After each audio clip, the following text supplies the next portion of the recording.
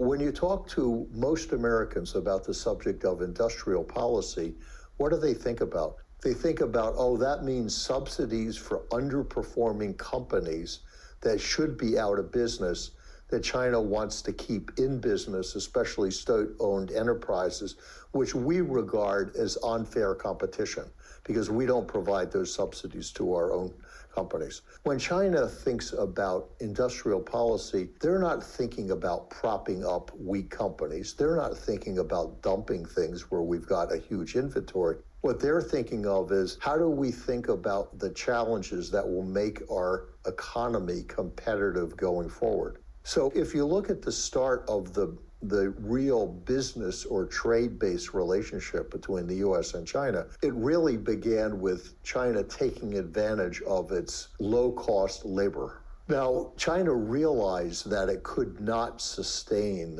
that advantage because other countries in Mexico, but also in Southeast Asia, had lower costs than China did. So China set out to become the global leader in high-end manufacturing, high value-added manufacturing. And then when we got to, roughly about 7 or 8 years ago, China made the assertion, which was right and everyone agreed with it, that the battlefield is going to shift to high advanced technologies. So whether it's high-speed rail or whether it's EVs or quantum computing or AI, there were 10 identified high-end technologies. The U.S.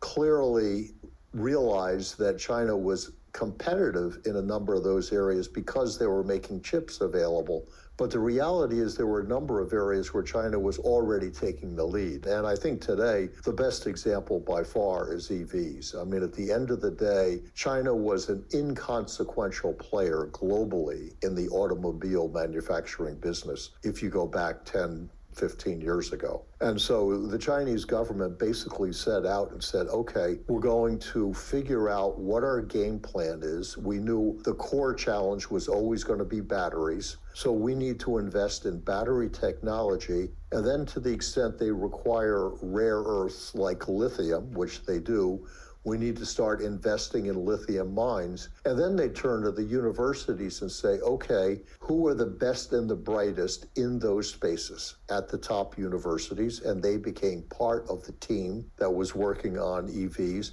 And then the same thing on the company side. Who are the companies who are doing cutting edge technologies in those technologies that relate to EVs? Well, the story is a pretty compelling one. I mean, today, when you talk to people who go to the Shanghai Auto Show, everybody was paying attention to the Chinese EV companies because they were the most sophisticated, most advanced. It's interesting that the U.S. is now recognizing that in the area of chips, for them to maintain a competitive advantage in the high-end chips, the nano chips, they're going to have to subsidize the U.S. chip industries. But the U.S. has no experience in how do you actually bring to fruition in industrial policy. So the ability to actually figure out what companies you want to partner with, who ought to get what kind of subsidy, how do you work with universities to tap